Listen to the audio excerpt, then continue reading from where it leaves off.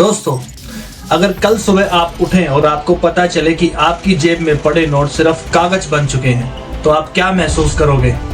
शायद गर्व, गुस्सा या डर।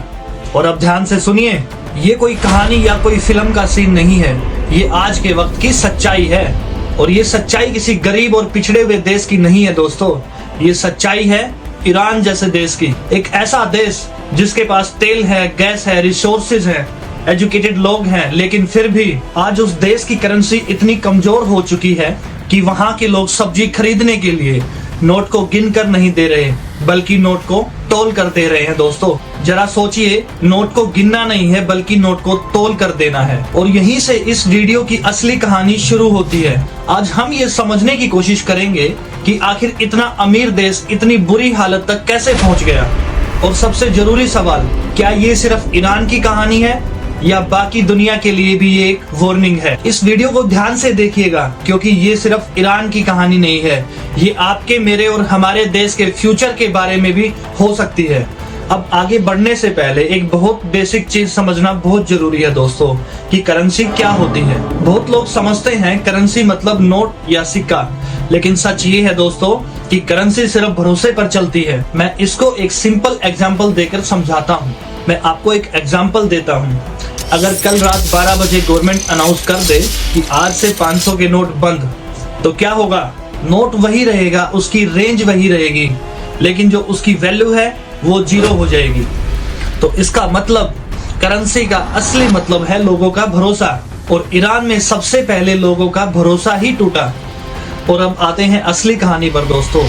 ईरान एक ऑयल रिच कंट्री है और उसकी इकोनॉमी का बैकबोन था तेल। पहले क्या होता था?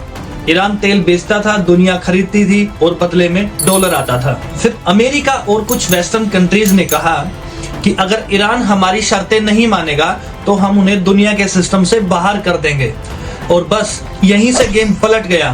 तेल पर रोक लगा दी गई, बैंकिंग पर रोक लगा दी गई, इंटरनेशनल ट्रेड बंद कर दिया गया। अब सोचिए, आप कमाना जानते हो लेकिन आपको कमाने नहीं दिया जा रहा।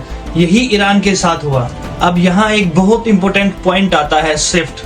स्विफ्ट को सिंपल शब्दों में समझिए दोस्तों, ये दुनिया का बैंकिंग इंटरनेट है और ईरान को इस सिस्टम से ही बाहर कर दिया गया। मतलब आपके बैंक में पैसे तो हैं, लेकिन ना एटीएम चले, ना यूपीआई चले, ना बैंक ट्रांसफर चले, तो वो पैसा किस काम का दोस्तों?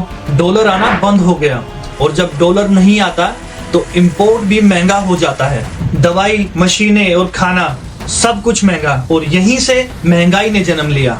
अब सरकार के पास एक प्रॉब्लम थी, खर्चा चलाना था, सैलरी देनी थी, सब्सिडी भी देनी थी, लेकिन इनकम बंद हो चुकी थी। तो सरकार ने यहाँ पर क्या किया? और ज्यादा नोट को छापना शुरू कर दिया। समझिए, एक गांव में 10 लोग हैं और 10 रोटी है तो सब ठीक है, लेकिन अगर कागज पर 100 रोटी लिख दी जाए तो क्या सबकी भूख मिट जाएगी? नहीं ना। ईरान में भी यही हुआ दोस्तों। नोट तो बढ़े लेकिन सामान नहीं बढ़ा।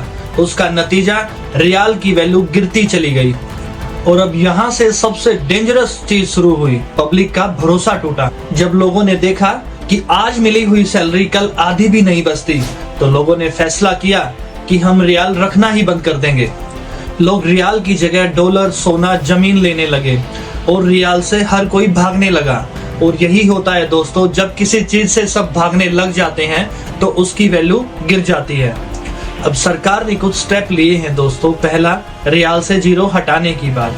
अगर 10,000 रियाल हैं तो उसके पीछे की 4 जीरो को हटा दिया जाएगा। 10,000 इक्वल 1 रियाल, मतलब 10,000 रियाल को सिर्फ 1 रियाल माना जाएगा।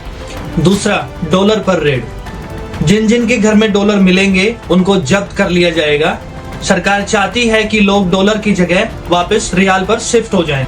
तीसरा, चाइना और रसिया से दोबारा से ट्रेड करना। लेकिन सच यही है दोस्तों, जब प्रॉब्लम ट्रस्ट की हो तो सिर्फ रूल से सॉल्यूशन नहीं मिलता। अब सबसे इंपॉर्टेंट पार्ट, कि इंडिया को क्या सीखना चाहिए। पहला, फॉरेक्स रिजर्व स्ट्रॉन्ग रखो। दूसरा, आरबीआई को इंडिपेंडेंट रखो। और तीसरा, महंगाई पर कंट्रोल। और चौथा, दुनिया से बैलेंस बनाकर रखो। ईरान ने दुनिया से टकराव चुना और इंडिया को दुनिया से संवाद चुनना होगा। करेंसी तलवार से नहीं बल्कि भरोसे से स्ट्रॉन्ग होती है दोस्तों। ईरान का रियाल एक दिन में नहीं गिरा, ये सालों की गलतियों का नतीजा था।